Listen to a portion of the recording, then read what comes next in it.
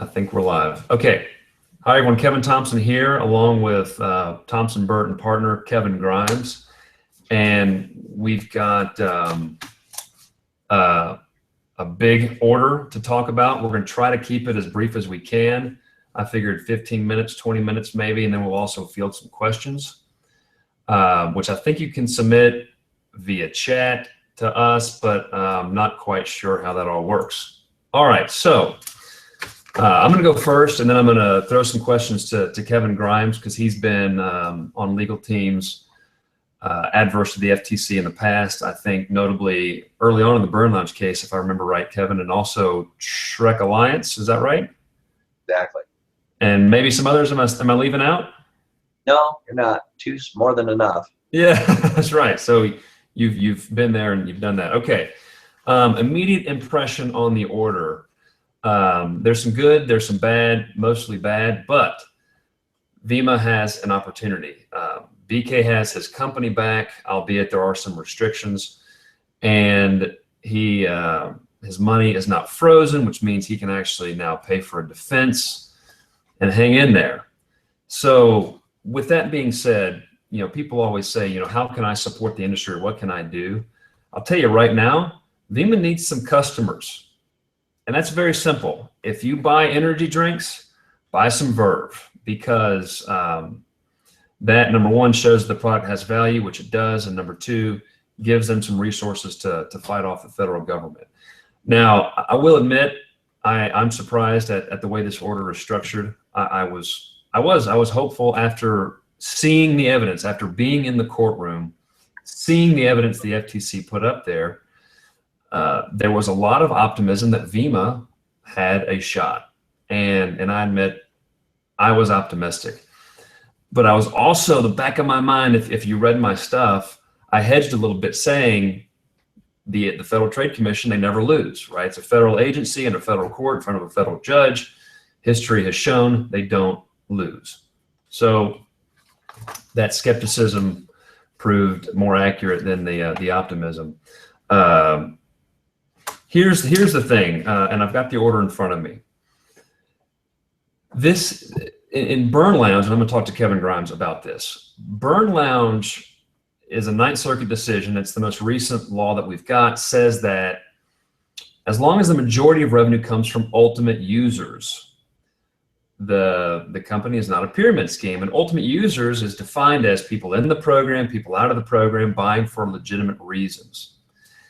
This judge in this case, which I'm sure Vemma is going to appeal this decision, he didn't get that specific. It was, hey, look, if you're in Vemma, if you opt in to be an affiliate, which it's free to be an affiliate, if you make that choice, even if you don't buy an affiliate pack, even if you're not on auto ship, you're a participant, you're a victim, really. And the idea of you being an ultimate user, not possible.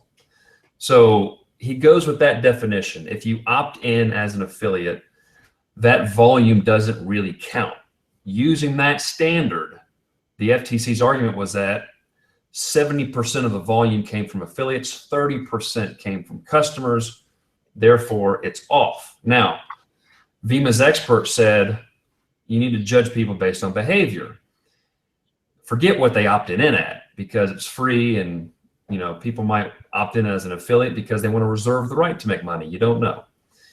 Judge them by their actions. Are they recruiting? Are they on auto ship, etc.? Based on that standard, the majority of money was driven via ultimate users, legitimate consumption, etc. Judge was not persuaded.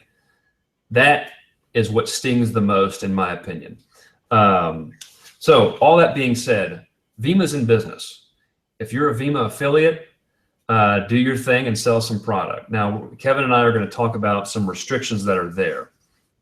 But the company can sell product and can cut commissions, which kind of is a good thing. And also, there is no longer a receiver who can essentially sell off all the assets and drive the company into bankruptcy. Now there is a court-appointed monitor, and a monitor has to observe the company's behaviors, which is a lot different from actually running the company. Now the monitor in this case is the same as the receiver, the old receiver. So that being said, enough of that. KG, thanks for doing this. And a caveat to everybody, we haven't had all day to look at this thing.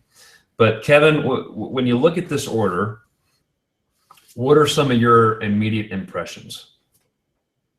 Well, some optimism, like you have, and also I'm not surprised at some of the things that the court kept in place. I guess I would say this is a win on several levels for Vemma, in that they're now going to be able to reopen the doors. They're going to be able to do business.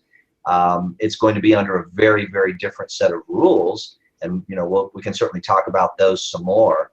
And I guess it will beg the question. We don't know when the next hearing is. Right now, the judge talked about going to trial. That may well happen, obviously, if the parties can't settle. But I think the big question now is whether Vemma and its affiliates are going to be able to do business, consistent with the limitations the court has articulated in the order. Let's talk about some of those limitations. Okay. So the judge says, viewing all the evidence, the court concludes that measures less drastic than the relief sought by the FTC is available. And so he hasn't shut these guys down completely. Now, limitations, that starts on page 21 of the order. And the main question that I had, and also the one that you had, but I'm gonna let you answer it, not me, because this is a hard one. This item number 4, Vemma cannot pay compensation unless the majority of the pay is derived from non-participants. Mm-hmm. Now, is that a macro view of Vemma's revenue, where Vemma as a whole 50% needs to come from customers, or is that going to be each individual person? If you buy 100 points and you only sell 30 to customers, is it going to be, how's it going to be implemented?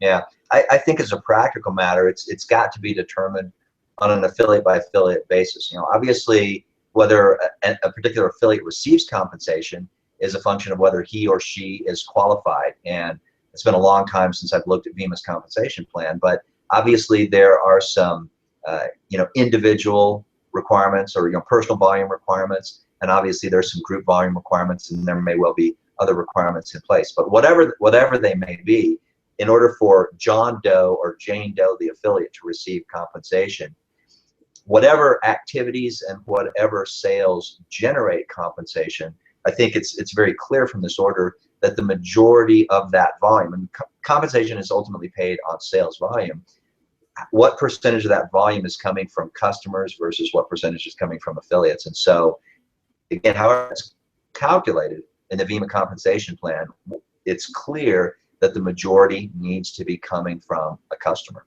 Okay.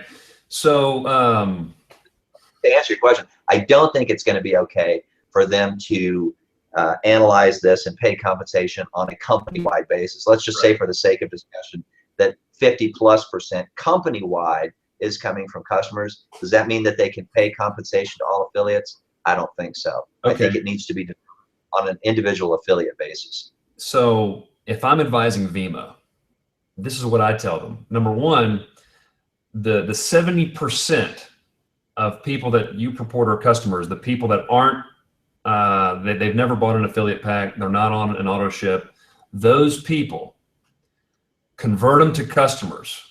Just convert them right now to customers. Sell to those people.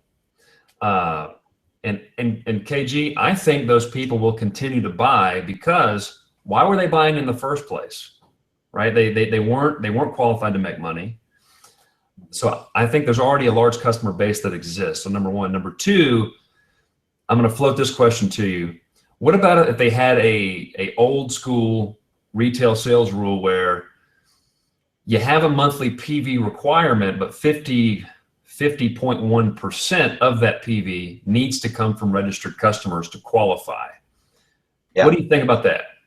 Well, I think that's a great idea, and in fact, it's really not such an old school requirement. In fact, we've seen that articulated as recently as last year in the U.S. Court of Appeals decision in the FTC versus Bern Lounge case. In fact, the court talked about, they call them rules to promote retail sales.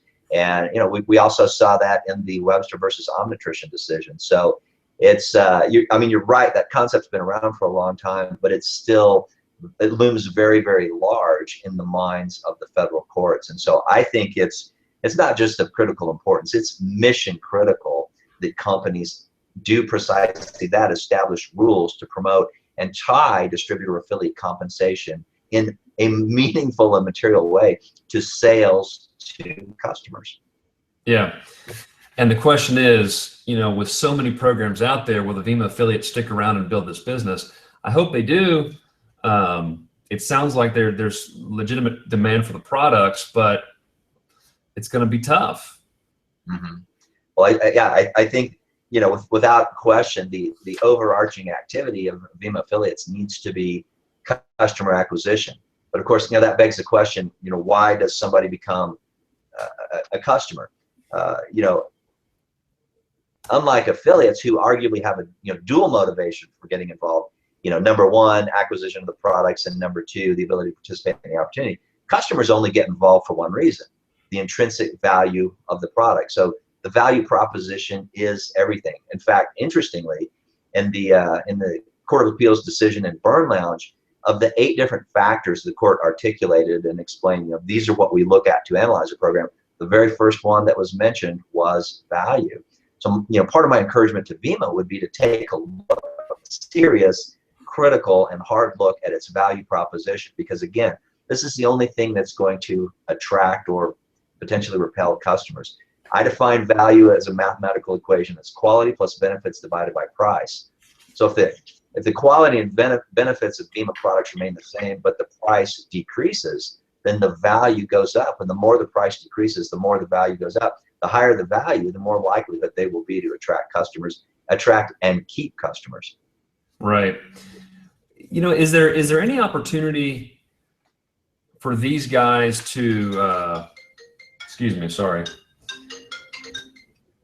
to appeal this injunction ruling? Because I imagine they're going to, just because this whole idea of 50% having to come via retail sales, that's not what Bern Lounge suggests. Now that is a factor. Retail sales are certainly important, and you need to have incentives that lead to meaningful retail sales. But Bern Lounge also said that we're not going to decide the extent of which rewards need to come from retail sales, right? So we don't know if it's 50% or not. Now, if your company has 50+%, you're fine.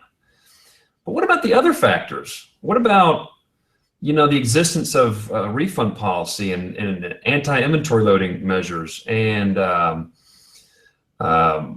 what else? The emphasis of the program, which the FTC dinged Vemma for emphasizing recruitment. But what about these other factors that were largely ignored? What about behaviors of affiliates? They weren't recruiting. Does all that, can they potentially use that in their favor for an appeal? Well, yeah, I think the bottom line, affiliates are going to spend their time where they get the biggest return on their investment of time.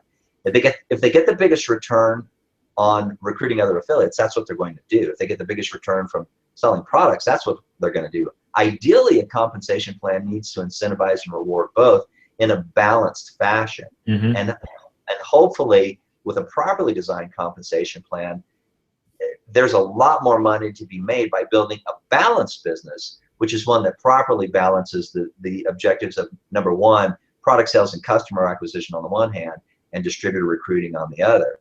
I think a huge challenge for the vast majority of direct selling companies out there is that their compensation plans really do not incentivize and reward product sales and customer acquisition in a material and significant way. They just don't. Yeah, no, it's an issue, and what's going to happen is the heavy recruiters are going to go to other programs, because what's the likelihood of those guys getting caught, right? Yeah, is the rationale. Well, I hear what you're saying, but on the other hand, what's the likelihood? It may be small, but it doesn't help if you're involved with the company when it happens. As you know, the FTC and Bern Lounge sued, the top distributors there. They've sued, leading distributors at other companies. And of course, if you do get sued, you're looking at things like potential lifetime bans, being shed of a lot of money. And so, I think the risk to big leaders is just the same, or potentially the same, as it is to the companies. Yeah, it's one worth watching. Let me read some questions here from the public. Let's see. When can we order product? There's a customer right there. I think Monday. I think the rumor is that these guys are going to be open for business pretty soon. Awesome. And that's it. So KG, that was pretty easy. Okay. To the Vemma affiliate out there, this is a very painful experience. I really don't know what to tell you other than I think you got a great executive and you got a great product. The skepticism that I had, I just had a bad feeling. I thought that Vemma presented facts that were compelling, where you judge people's motivation by how they act. And if people aren't recruiting and they're not on auto ship, well, you shouldn't count them as a business builder. But that just didn't work.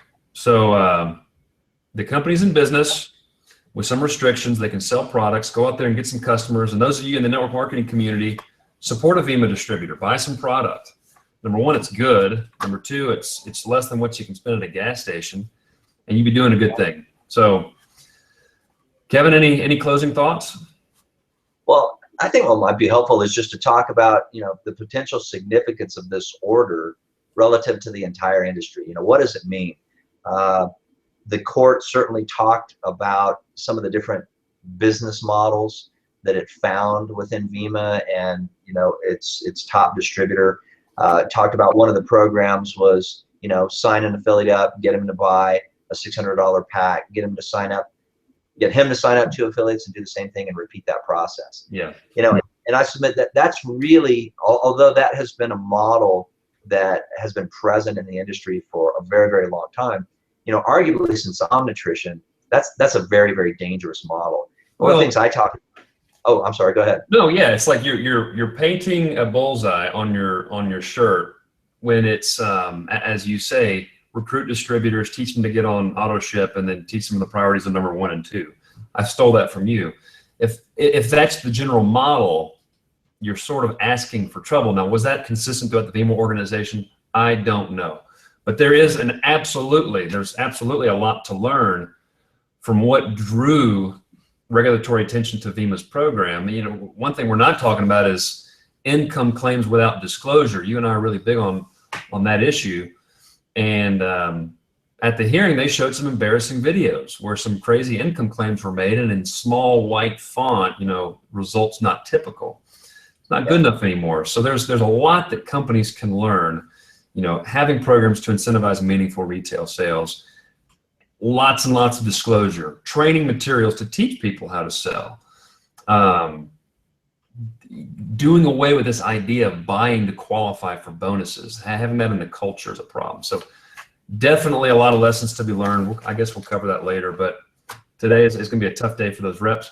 Good news and bad news. Good news, they're still in business. Money's not frozen. I wouldn't bet against BK. He's not going to give up. And if he can sell product, he's got a shot, and he can sell product. Yeah, I would agree. And I hope things go very well for Vemma and BK. All right. Hey, thanks, Kevin. Let's stop. Absolutely, my pleasure. Okay.